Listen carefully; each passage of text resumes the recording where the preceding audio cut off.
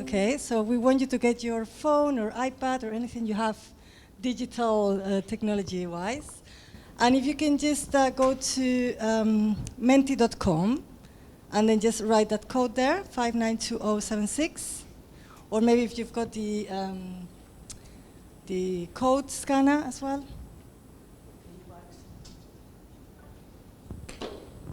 And the question is, what does eTwinning mean to you? So if you could just, you will have a little box and you can just type, it could be just a word, anything that comes to your mind. Yep.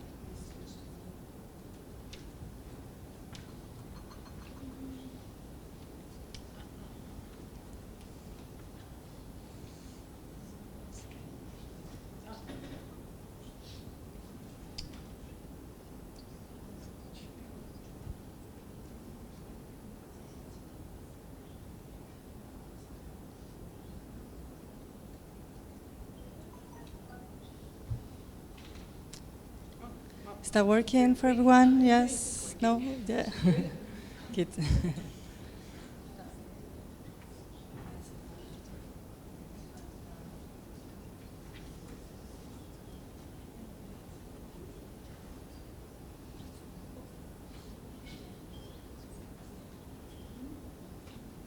So you are now creating this cloud, which I thought it was great actually because it linked with Anna's presentation so well. She ended up with this word cloud and we're just starting with one, so I think this is a great connection there. So this is already a tool that we like to use in our eTwinning projects that you can just use for in your classroom, for example, to set up, okay, we want to do an eTwinning project in this class. What are the topics that you would like to maybe explore? Which are the countries that you would like to join in with? So this could be a very nice starting tool, digital tool, with your class to get started, for example.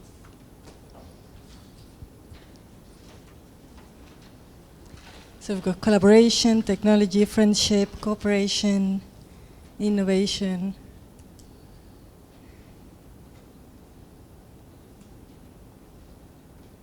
Excellent. Could you like to go over there? Yeah, okay. Move on.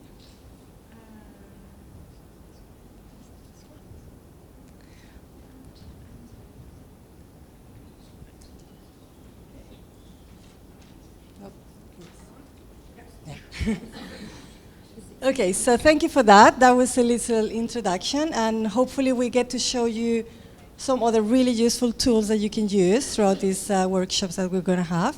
So to start with, I'm going to introduce myself. My name is Alicia, and I'm from Spain originally, but I lived in England many, many years now. And I taught in London for a few years, and I'm now based in Northampton, where I teach in secondary school. I teach Spanish and French. And I've been a member of eTwinning since 2012, and I am an eTwinning ambassador. And I introduce you to Marie. Yeah, thank you. Yeah. Good afternoon, everyone. So my name is Marie Fournès Kyrylyszyn, and I'm French. And I had the chance to teach French in England a couple of years ago. And now I've been teaching English in France for 18 years. I work in a secondary school in the southwest of France, near Toulouse. Oh, thank you. And so we would like to thank you very much for inviting us. So we're very happy to be here and just to share with you all our eTwinning experience. So yeah, and I am a member of eTwinning since 2013 and an eTwinning ambassador since 2014. So, oh, that was quite loud. This was my first project, so it started where you are as well. I was sitting next to a lady, and then we had the same watch, and so we started talking. And then she was from Italy, and then 2 minutes later, she came out to the stage to present her project that had won an award, and I was like, wow, this is the best contact ever.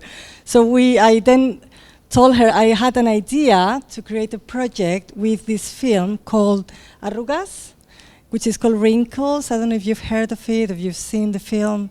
But it's a film that talks about Alzheimer. It's a generational film. It's a very nice perspective on how we look after our elders in society, the effects of the care homes. And then we started creating this project between Spain, Italy, and the UK, and it was an excellent experience. It was my first experience, but it was breathtaking how far we got with it. Yeah. And then my first project was born in Krakow back in 2013 during an eTwinning contact seminar. And so that's where we met, Alicia and I, and since then we've been working together and doing projects every year. So the project was called Fuse because the countries involved were France, Ukraine, Spain, and England.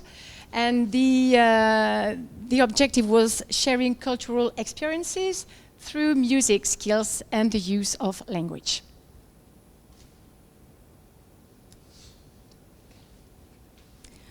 So in this, this is one of our latest projects, the top one that is called, it was Don't Judge a Person by a Face. And it was between Spain, UK, France, Greece, Slovakia and Slovenia, sorry. And we use many languages there. We use English, French, Greek, Slovakian, Slovenian, and Spanish. We normally will use English as the main language, as the conducting language, but we try to incorporate all the other languages as much as we can. So in different tasks, or by doing subtitles, or sharing experiences. And then the second project is Culture, Heritage and Action. And I wanted to just mention here, as you can see, we've got Spain, UK and Mexico there.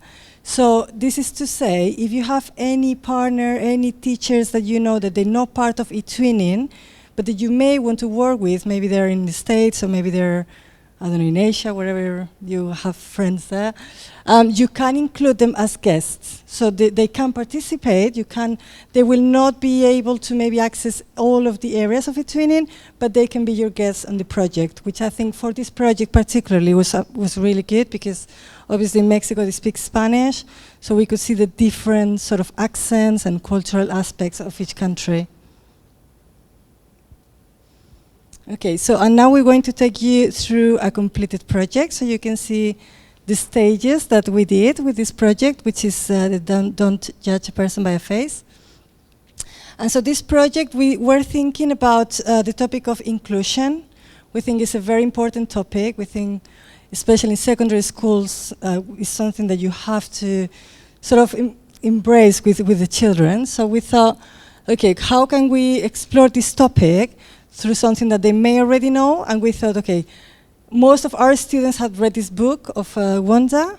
Are you familiar with this book? Yeah, have you, no? Yeah, some of you are, no? So this is basically a story about a little boy who had a rare condition, and he's never been to school before, and then they decide to, his parents decide to take him to school in secondary, to just be, you know, to get to know the world. And it's all the experiences he feels in terms of inclusion and the people around him. And so we thought this is a great starting point. How can we then develop this project?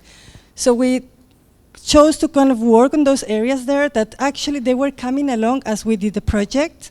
We just knew that we wanted inclusion. We knew we wanted this book, and then it all started to develop.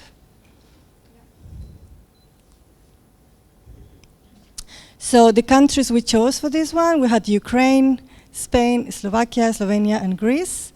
And the three main languages were Spanish, English, and French. Yep. Yes, so for the first task of the project, we decided to approach the topic of inclusion from the perspective of empathy. So we used this activity as an ice-breaking activity.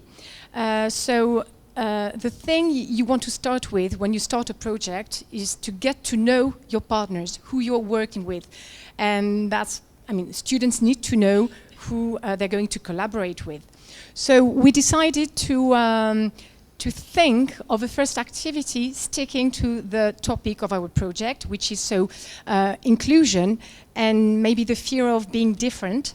So we created a Padlet, so a collaborative wall, and we asked all the students, all the members of the project, to introduce themselves, writing a message on the Padlet and telling us about their fears when they had to start secondary school. So we had different answers, such as I feared not to be accepted by the others, I'm scared not to be in the same class as my friends, I fear to be laughed at because of my clothes, because I don't like the clothes my mum bought for me, you know, this kind of answers. So that was the first step of the activity. And then the second step was for all the students to read all the messages published by their peers, and then to think about these messages and to think of a way to give them advice, to reassure them, to find solutions, so that in the end they will feel just better, more included. So it worked really well indeed, and it was really interesting because at the end, after reading all the messages from all their European partners, they just realized that mostly they all had the same fears of not being accepted. And yeah, their fears, their apprehension were not uncommon. So that was the first activity of the project. So this took us from September to roughly November. Yeah. And then in November we discovered that it was World Kindness Day. And we thought this is just perfect, right? Because we can then really use this date to include it in the project. So we decided to ask the students, how would you like to share kindness around the school community or with the family? And we decided to do this thing where you do, like, you choose 3 random people and you have to do 3 random acts of kindness. So it could be maybe just putting a post-it on one of the lockers, maybe just giving a little sweet to a friend, but they don't know who you are. And it was fantastic because, well, I did it with just one class, with my year 7 class.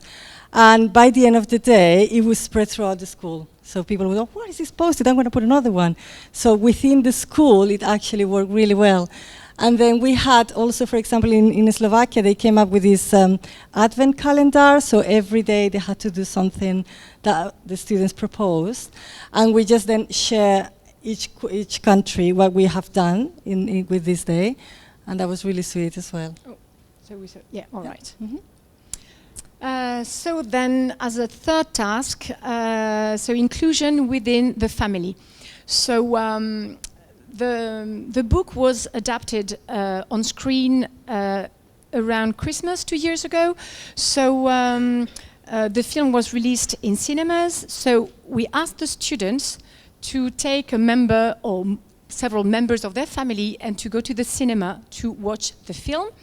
And then we elaborated a common questionnaire with questions to think, to reflect about some very important ideas in the film. So, like, again, inclusion, acceptation of the difference, being tolerant, being kind.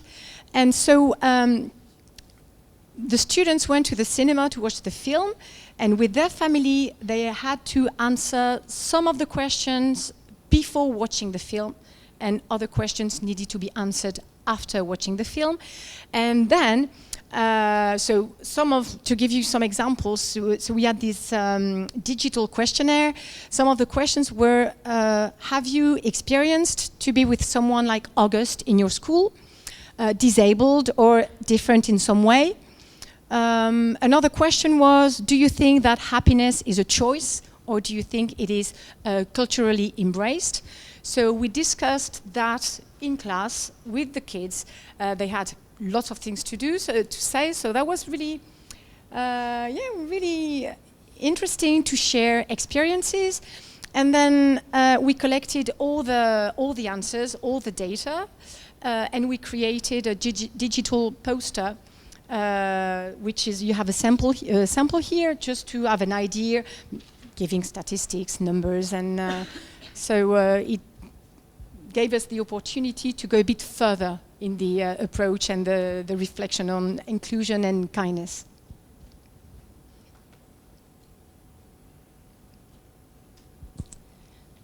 Oh, so let's move on to Christmas.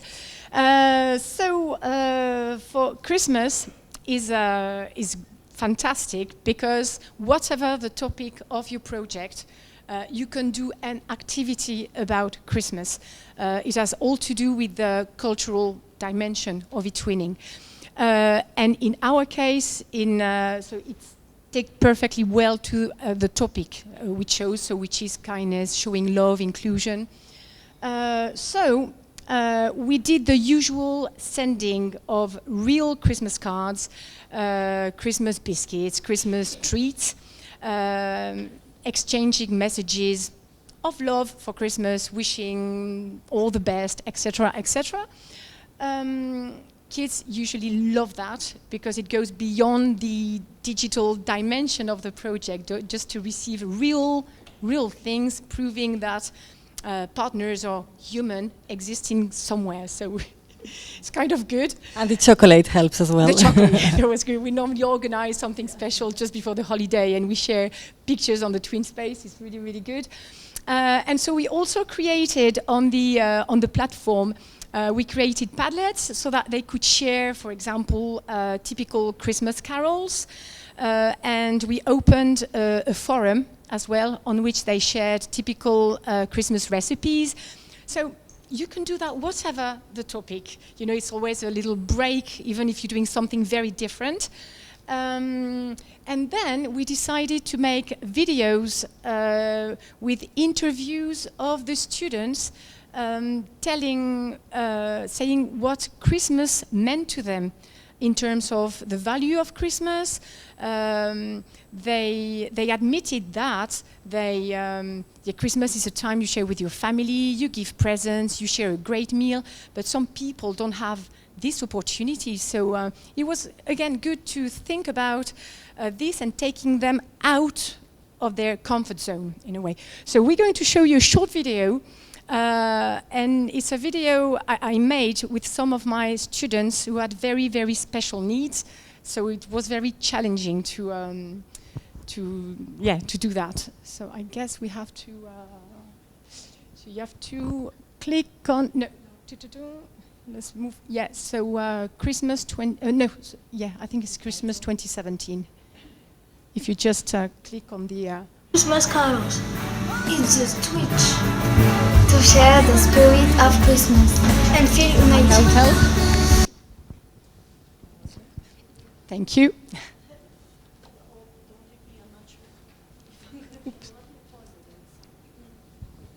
Do you have any questions in the meantime? Anyone wants to comment or ask anything up to now? No?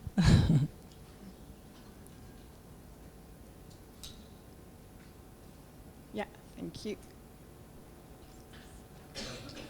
Yeah, from the beginning, please. Thank you. Hello! What I like the most at Christmas is seeing my family and friends, sharing and being kind with the people I love, having a nice dinner with my family. The gorgeous is a house and the Christmas tree, Having presents and giving presents. And party with friends and family. Happy Christmas! Goodbye. What can we do at Christmas to give people the feeling to count, exist, and be included? Singing.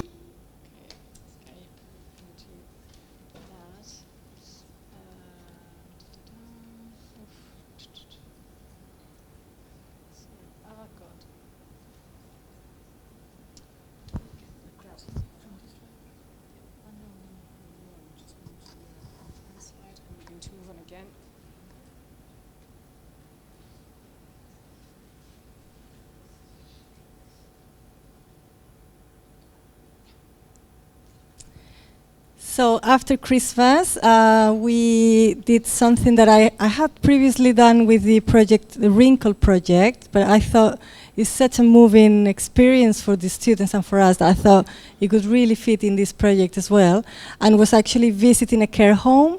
So every country had to find a local care home, and we thought we're going to explore inclusion through generations.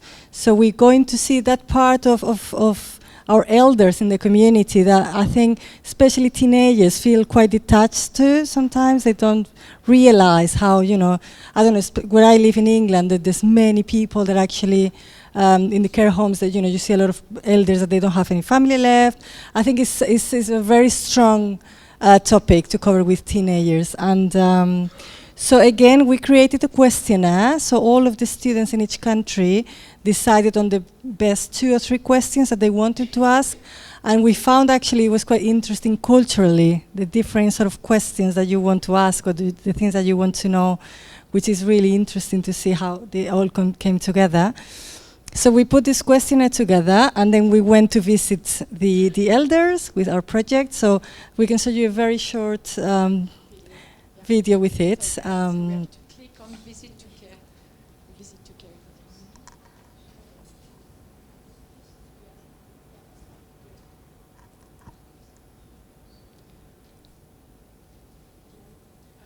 Oh.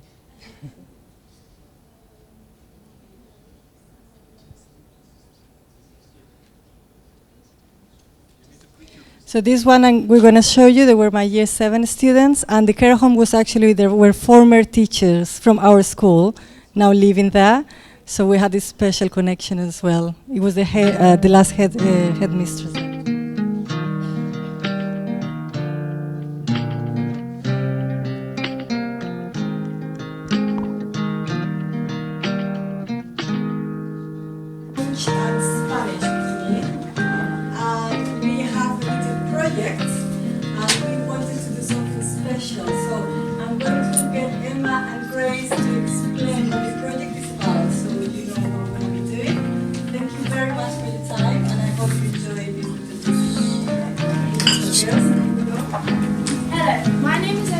The aim of our visit was to understand what kindness means to others.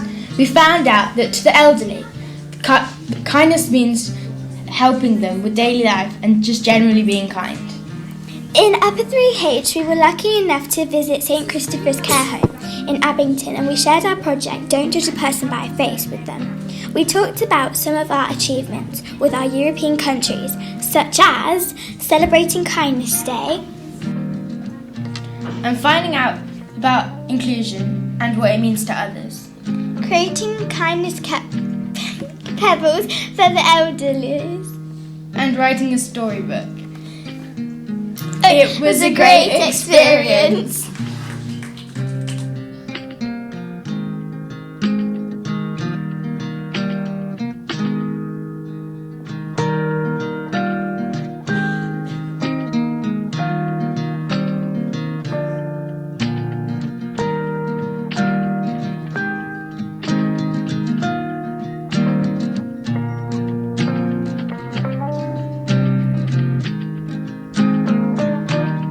So they painted some pebbles for them, so we gave them as gifts.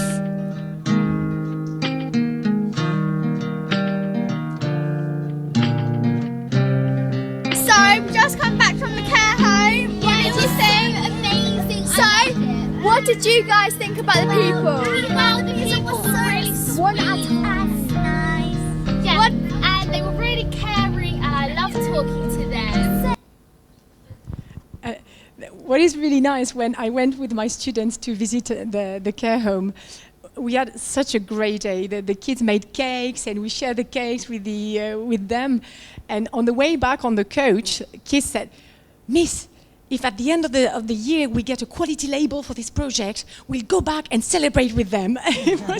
And it was so moving. It was really, really good. So yeah, there were some tears as well, like people like. Sorry. Yeah, yeah, like they shared with us some part of their lives and anecdotes, and that was fantastic. So so this is the last task of the project. So inclusion through collaboration. So as an outcome, so as Anna said, it is very important at the end of a project to kind of create something. It can be a video, it can be a poster, and in this case we decided to write a collaborative story. So we got the help of a Spanish artist who designed fantastic illustrations for us. So the illustrations represent, as you can see, the different letters of eTwinning.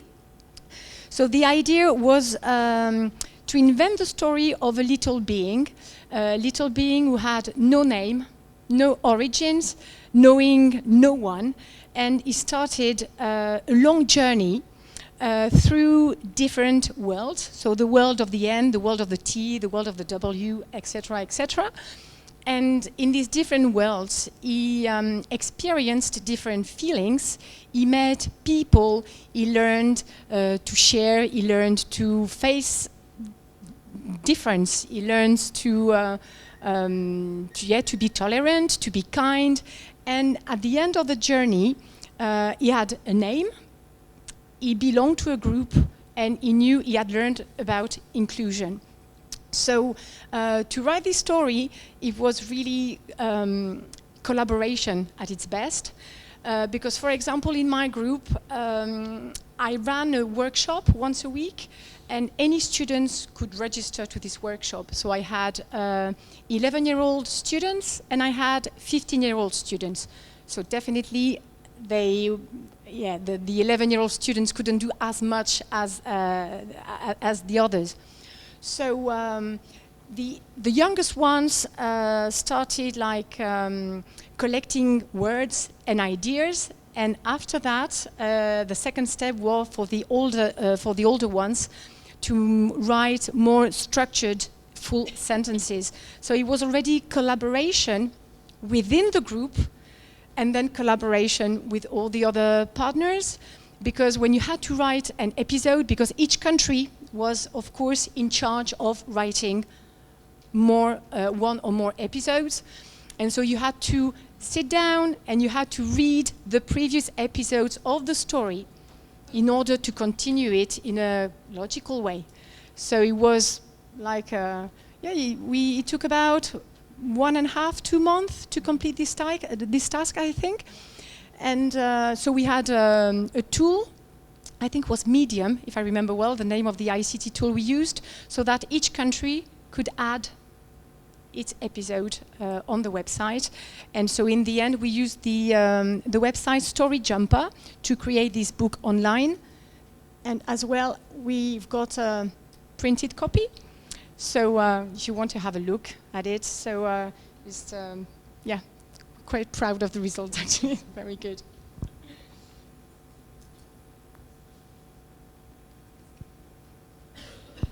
And just so to finish off with this project, we would say that as your normal way of teaching the practice, I think you need to always have sort of like a feedback at the end of the project. I think it's a very important part, because I think you need to evaluate what went well, the things that the students enjoy, also the teachers, what were the challenges, what were the good things about it, what can you do next. So I think hearing the voice of both the students and the teachers is really important. So we always try to create questionnaires.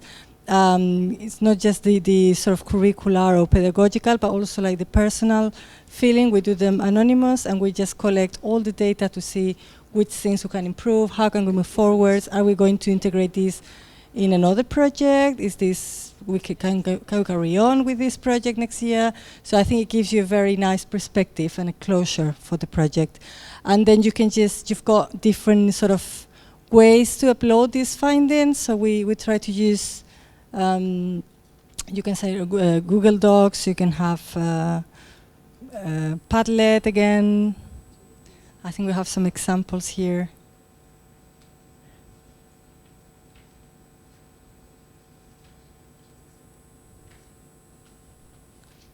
It's a very interactive presentation.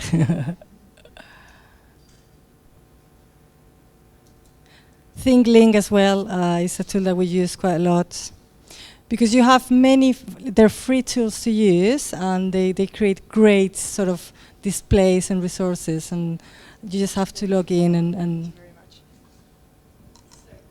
you scroll down. So this is the page for the presentation. I can't. I'm not very good at that. Not nice. I'm sorry about it. God.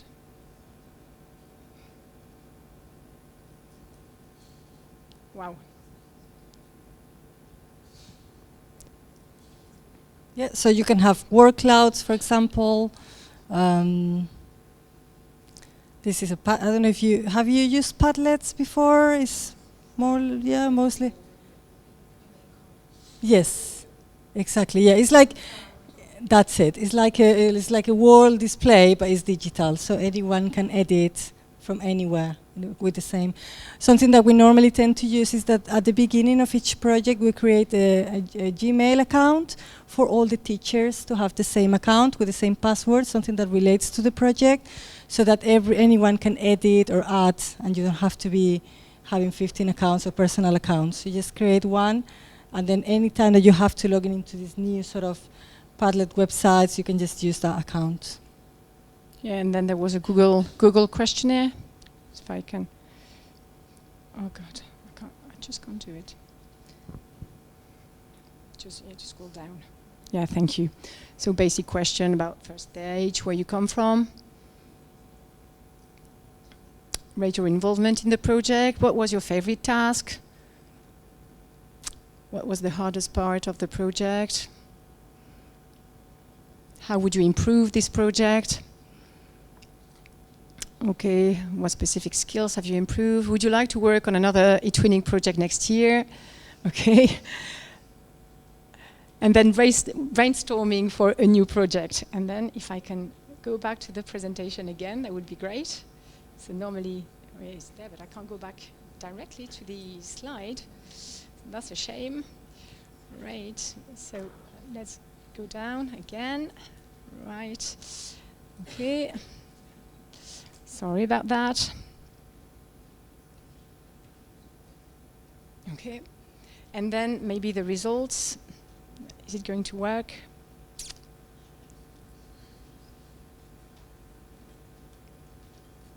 No, it's not. Yeah, you have to, yeah, as you said. I'm sorry. That, and I need to, yeah, but it was, again.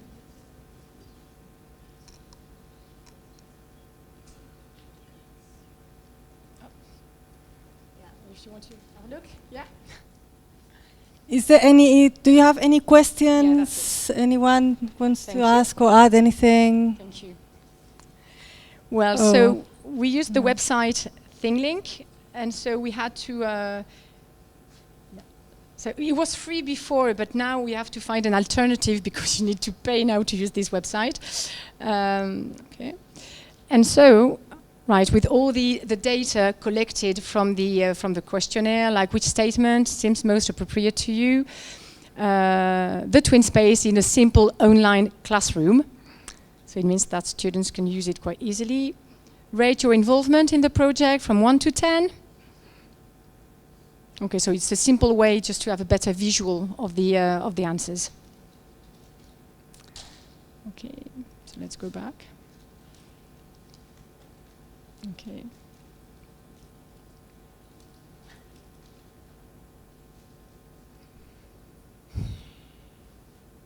Okay. I would just, we're gonna just, it is about to finish. We just say a few things. Do not feel overwhelmed. This is a project we did after a few smaller ones. So, you know, we've been developing, as we've been working together for a long time now.